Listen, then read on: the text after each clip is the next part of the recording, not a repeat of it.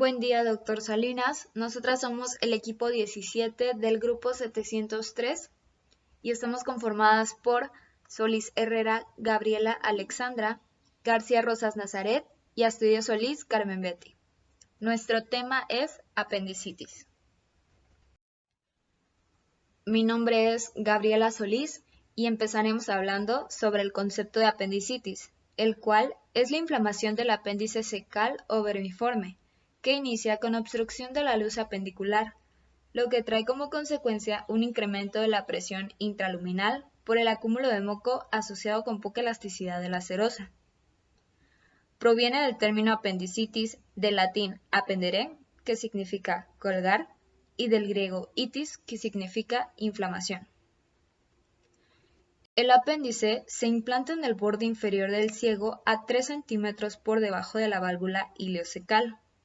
Su base se localiza en la unión de las 3 tenias del colon y cuenta con un extremo móvil capaz de cambiar su posición.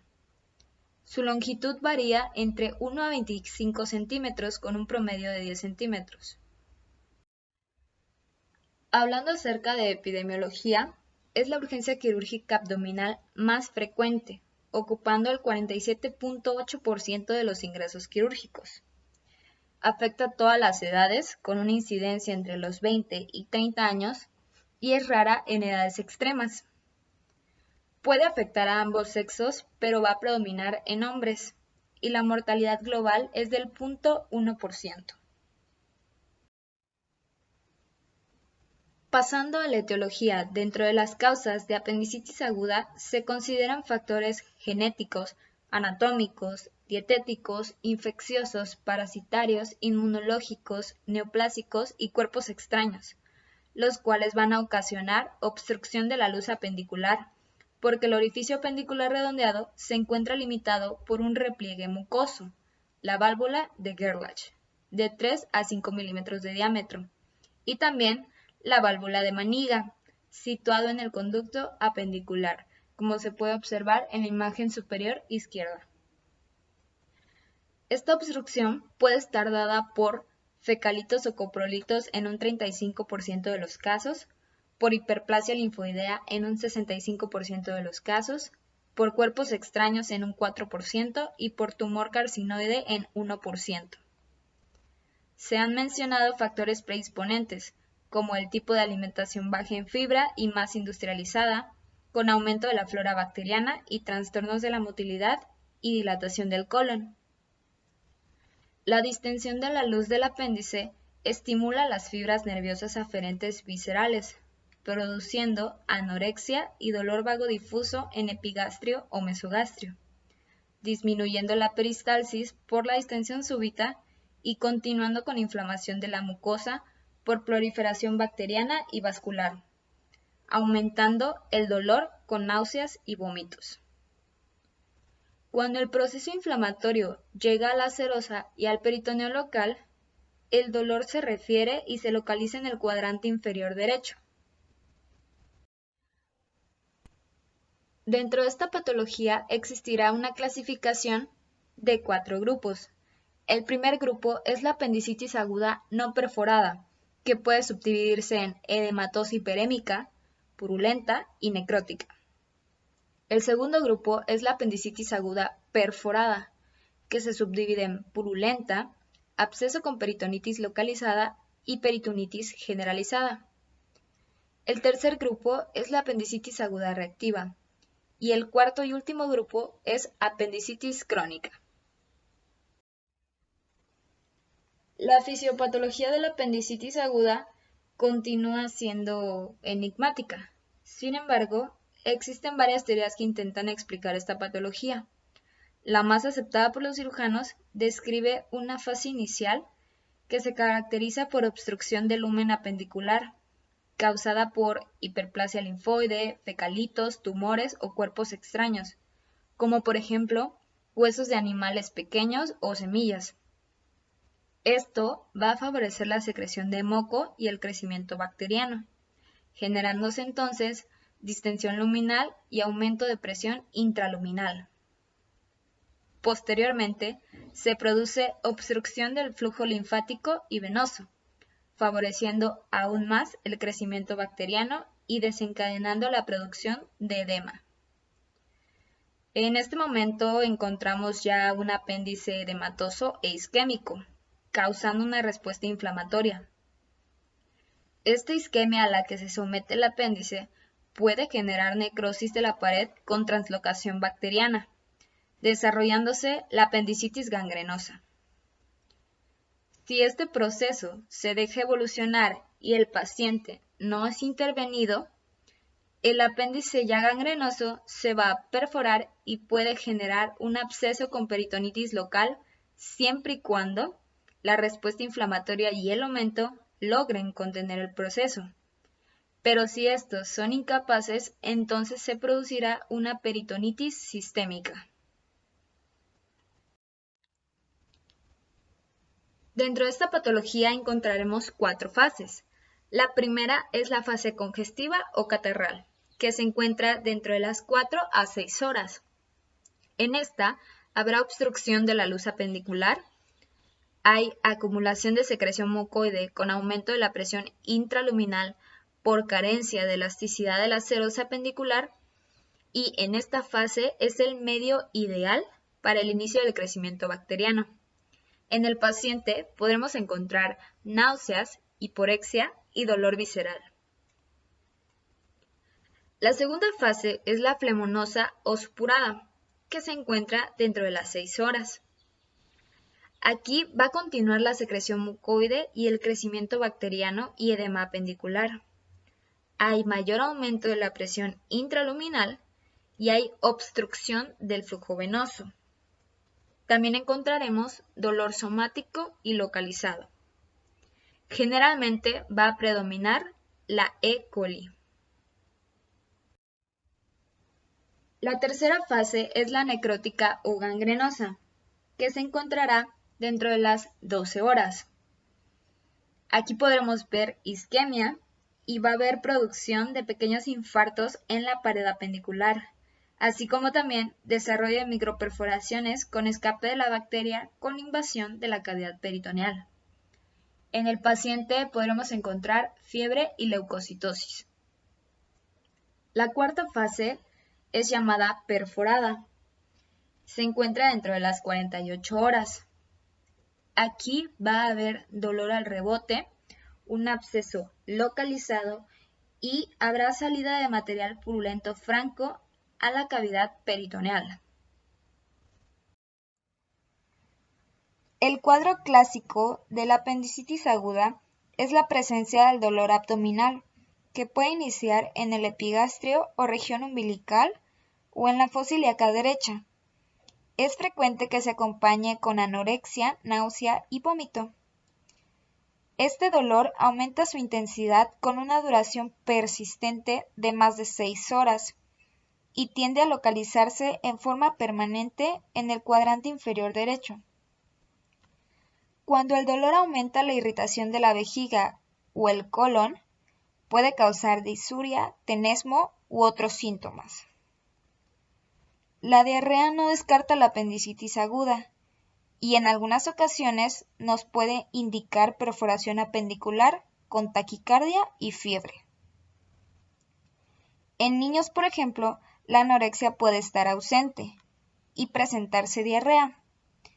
Los hábitos de la defecación son de poca utilidad para el diagnóstico diferencial en estos casos. Cuando el apéndice inflamado se encuentra cerca de la vejiga o del útero, puede ocasionar síntomas urinarios. La infección de las vías urinarias o de enfermedad inflamatoria pélvica no descarta la apendicitis aguda, ya que se ha encontrado su coexistencia hasta en 15% de los casos. La exploración física del paciente con apendicitis aguda es fundamental para el diagnóstico, con un ligero aumento del tono muscular. También habrá disminución de los ruidos peristálticos, dolor a la palpación profunda y descompresión dolorosa. La taquicardia, hipotensión, deshidratación, oliguria y fiebre pueden sugerir una complicación por sepsis abdominal. Mi nombre es Nazaret García Rosas y voy a empezar a hablar sobre los puntos apendiculares. Bueno, comencemos con que el interrogatorio y la exploración física van a ser vitales, por eso tengo que empezar por describirles la mayoría de los signos, los puntos dolorosos y las maniobras que se pueden encontrar en la evolución de este padecimiento. Empezaré por los puntos dolorosos. Está primero con el punto doloroso de McBurney. Este punto doloroso a la palpación es la unión del tercio medio con el inferior al trazar una línea imaginaria entre el ombligo y la cresta ilíaca derecha.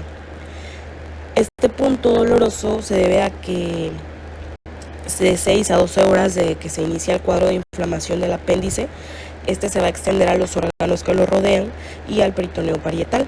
Por este motivo por el cual el dolor es localizado en el punto de McBurney. También está el punto de Morris, punto doloroso en la unión del tercio medio con el tercio interno de la línea umbilicoespinal derecha y se asocia con la ubicación retroileal del apéndice. Seguimos hablando de los signos. Bueno, entre los signos se encuentra el signo de Summer, que es una defensa involuntaria de los músculos de la pared abdominal sobre una zona de inflamación intraperitoneal. Es más objetivo que el dolor a la presión y se va a presentar aproximadamente en el 90% de los casos. También está el signo de Bloomberg, que va a ser dolor en la fosa ilíaca derecha cuando haya una descompresión. Este signo se va a presentar en el 80% de los casos. Y también encontramos el signo de Musi. Este va a haber dolor a la descompresión en cualquier parte del abdomen. Es un signo tardío de apendicitis, ya que se considera en este momento una apendicitis, esta apendicitis ya va a estar muy evolucionada. Seguimos con los signos. Estaría el signo de Aron. Este va a consistir en dolor en el epigastrio, en la región precordial, cuando se palpa la fosa ilíaca derecha. También está el signo de Robson, que en este va a haber dolor en la fosa ilíaca derecha al comprimir la fosa ilíaca izquierda. Es explicado por el desplazamiento que existe de los gases por la mano de quien está explorando, que va a ser del colo descendente hacia el transverso, que pues al dilatarse se moviliza produciendo dolor en el apéndice inflamado. Y también está el signo de Soaps. Bueno, este se apoya suavemente la mano en la fosa ilíaca derecha hasta provocar un suave dolor y se aleja hasta que el dolor desaparezca. Sin retirarla se le va a pedir al paciente que sin doblar la rodilla, levante el miembro inferior derecho.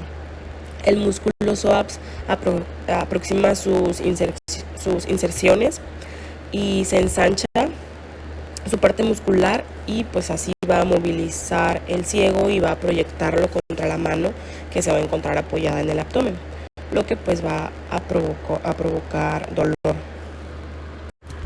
Bueno, siguiendo con los signos, también se encuentra el signo del obturador. Aquí se va a flexionar la cadera y se va a colocar la rodilla en ángulo recto. Así se va a realizar una rotación interna de la extremidad inferior, lo que esto pues va a causar dolor en caso de que exista un apéndice con localización pélvica. También está el signo de talopercusión. Aquí va a haber dolor en la fosa ilíaca derecha.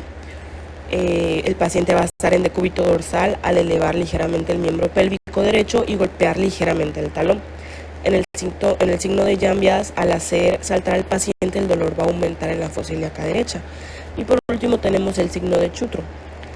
Por contractura de los músculos va a haber desviación del ombligo hacia la fosa ilíaca derecha. Bueno, ahora seguimos con las maniobras. Primero está la maniobra de Klein. Con el paciente en decúbito dorsal se va a marcar el punto abdominal más doloroso. Se va a cambiar de posición el paciente a decúbito lateral izquierdo y se va a presionar nuevamente el punto doloroso. Para apendicitis aguda, el punto doloroso va a seguir siendo el mismo y el paciente va a flexionar el miembro pélvico derecho. También está la maniobra de Alders, la misma maniobra anterior, solo que a diferencia el dolor uterino va a ser el apendicular. Y en la maniobra de Hausmann se va a presionar el punto de McBurney, se va a levantar el miembro inferior extendiendo hasta que se forme con el plano de la cama un ángulo de aproximadamente unos 60 grados y el dolor va a aumentar en caso de que exista apendicitis. Bueno, y seguimos con la anamnesis. Los datos de importancia que vamos a recuperar en la anamnesis van a ser Primero, el dolor, que sea de comienzo gradual y periumbilical, también que sea constantes. Después se desvía hacia el cuadrante inferior derecho. El cambio en la localización va a ser un signo muy importante, explicado por la formación de exudado irritante que se va a generar alrededor del apéndice inflamado. La anorexia, las náuseas y el vómito van a seguir después del inicio del dolor abdominal. También tenemos que el vómito casi siempre tiene características gástricas y si precede al dolor, por lo regular va a permitir excluir apendicitis. Las variantes en los síntomas pueden ser causadas por otra enfermedad y otra localización anatómica poco común del apéndice. También un apéndice retrocecal puede causar dolor en el flanco o en la espalda. Si la punta inflamada descansa contra el uréter, el dolor puede ser referido a la región inguinal o al testículo y pues puede causar también síntomas urinarios. También de forma similar la apendicitis pélvica con la punta inflamada que esté contra la vejiga puede desarrollar ya sea disuria o poliacuria. Si se desarrolla un absceso pélvico, los síntomas urinarios pueden ser graves y también pueden acompañarse de diarrea. Otro también está la fiebre, en general no va a sobrepasar los de 38 a 38,5 grados. Si la evolución también del cuadro lleva más de 24 a 48 horas, pues va a ser muy alta la frecuencia con que un apéndice inflamado se pueda perforar, aunque también se demostró que el 13% se perfora en menos de 24 horas. Bueno, en la exploración física, el paciente que tenga apendicitis está agudamente enfermo. Va a caminar lentamente, muchas veces inclinado hacia adelante, protegiéndose el lado derecho. Desde la primera etapa, cuando el paciente se queje de dolor a nivel del epigastrio, cuando se haga una palpación cuidadosa, se encuentra que el dolor se localiza en la zona apendicular. El dolor es más acentuado cuando el proceso ha avanzado y es muy intenso tanto al hacer presión como al descomprimir bruscamente la zona apendicular en el punto de McBurney. También presenta fases de incomodidad o a presión, tiende a retroceder cuando va a ser tocado, la cadera va a presentar ligera flexión, va a presentar también signos de deshidratación, pues esto dependiendo de las horas de evolución del cuadro. También una fiebre que pues habitualmente, como ya lo dije, no va a superar los 38,5 grados centígrados. También va a haber taquicardia y palidez.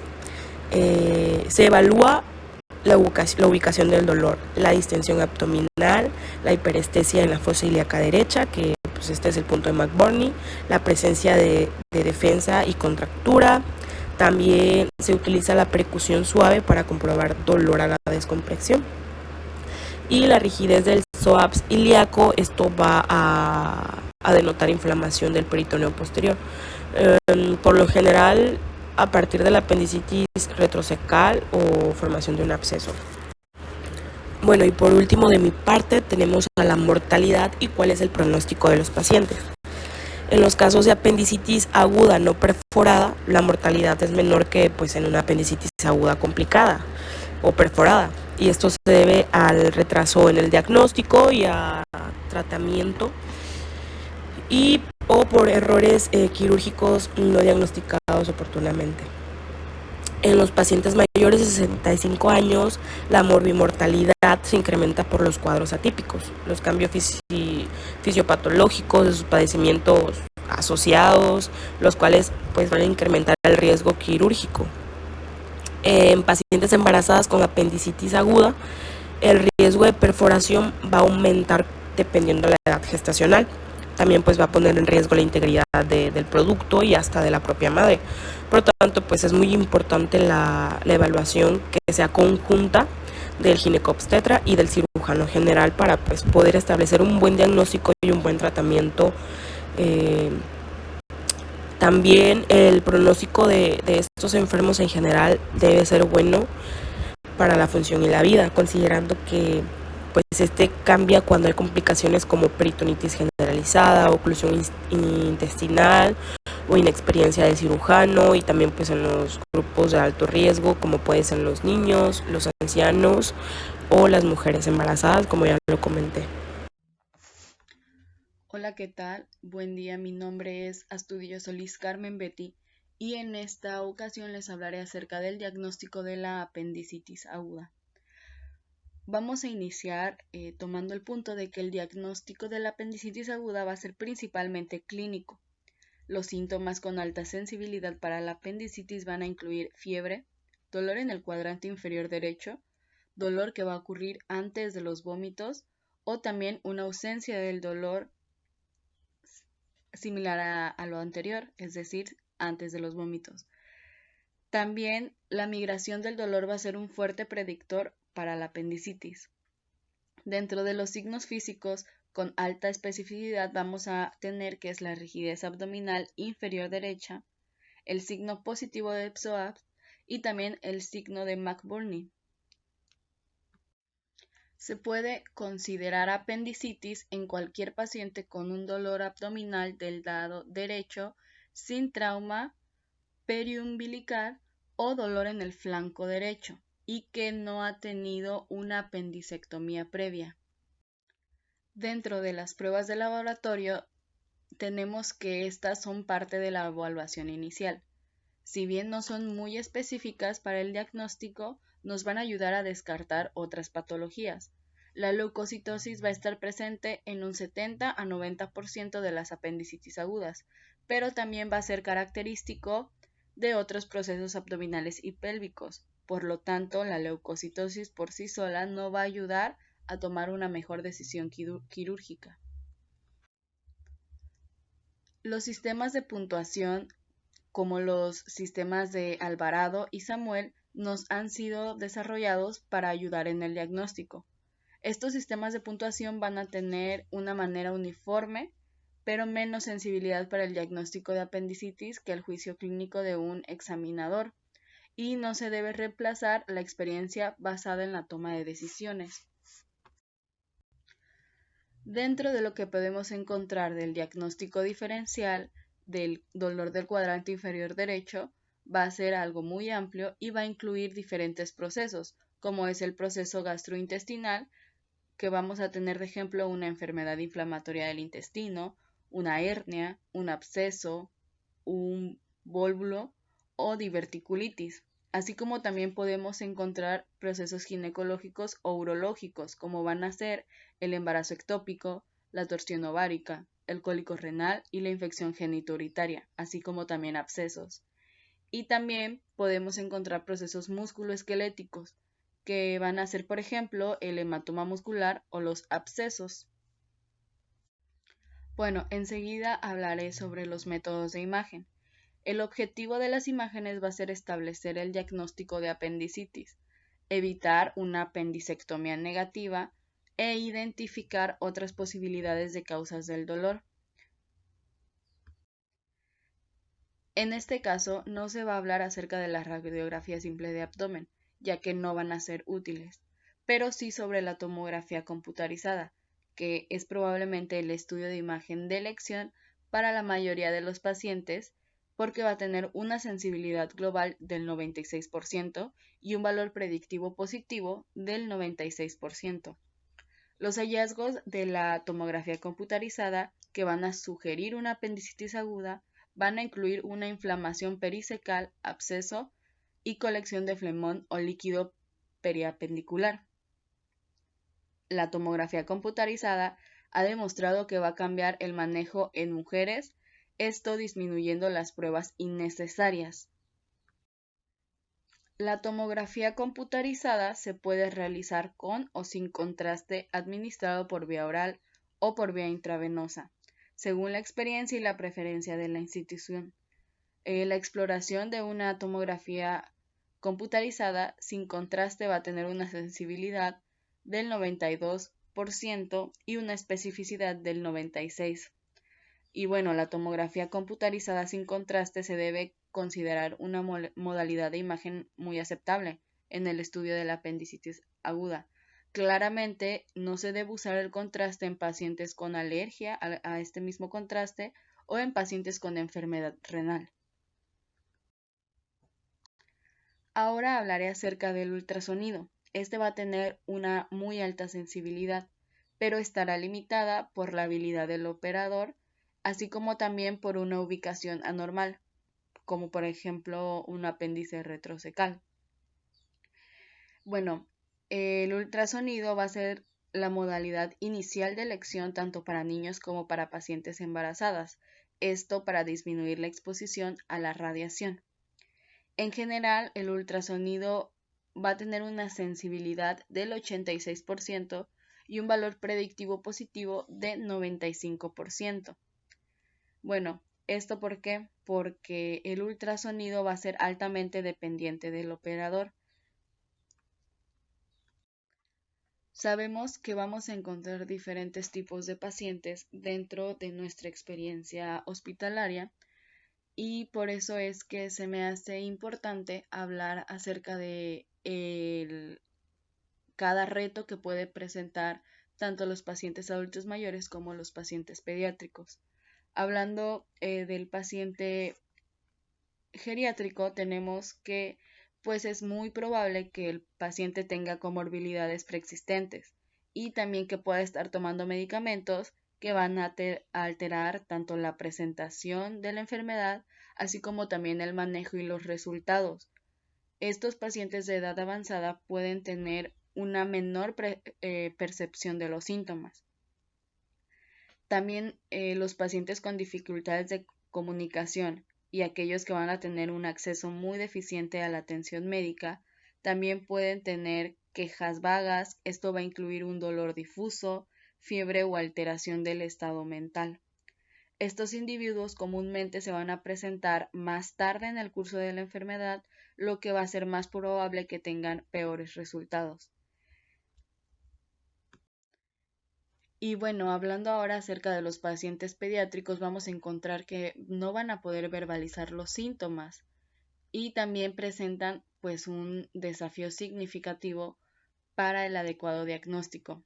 Los pacientes menores de 6 años van a tener una tasa muy alta de error de diagnóstico. Esto debido a una mala habilidad de comunicación y a la asociación de muchos síntomas inespecíficos.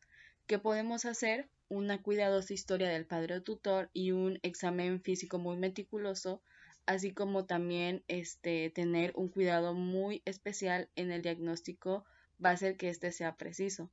También tenemos que coordinar los estudios de imagen en estos pacientes con un consultor quirúrgico para así poder garantizar el diagnóstico más preciso para el menor con una exposición a la radiación baja. En el libro en el que me basé, la bibliografía que tomé es el libro de Tintinali, Manual de Medicina de Urgencias, en 8ª edición. Este libro nos regala una guía de 6 pasos sobre el cuidado y la disposición en la unidad de emergencia. Como punto número 1, tenemos que se tiene que obtener una consulta quirúrgica antes de la toma de imágenes. El paciente no debe de tomar nada por vía oral y tiene que tener acceso a fluidos intravenosos. En el segundo punto nos habla que el tratamiento de la apendicitis aguda va a ser una apendicectomía. Si los servicios quirúrgicos en el hospital donde nos encontramos son inadecuados o en este momento no están disponibles, el paciente se tiene que transferir a una instalación apropiada. Como tercer punto, tenemos que se tiene que controlar el dolor con analgésicos opiáceos, como lo que es el fentanilo y la morfina. En el punto número 4 nos habla acerca de los antibióticos que tienen que ser administrados antes de la cirugía. Esto ya que van a disminuir la incidencia de infecciones de la herida en el postoperatorio o también en casos de perforación o abscesos postoperatorio. En el punto número 5 nos habla que en pacientes para quienes el diagnóstico aún no es claro, tienen que ser admitidos para observación. Se tienen que hacer exámenes en series y consultas quirúrgicas. Esta es una opción segura para pacientes de alto riesgo, como lo son los pacientes pediátricos, geriátricos, embarazadas o pacientes inmunocomprometidos. Dentro del punto 6 se habla acerca de los pacientes estables, no tóxico con control adecuado del dolor. que se puede tolerar la hidratación oral, no tiene comorbilidades significativas y también son capaces de retornar a las 12 horas para una reevaluación. Para estos pacientes se puede considerar ERA alta y a las 12 horas hacer un seguimiento.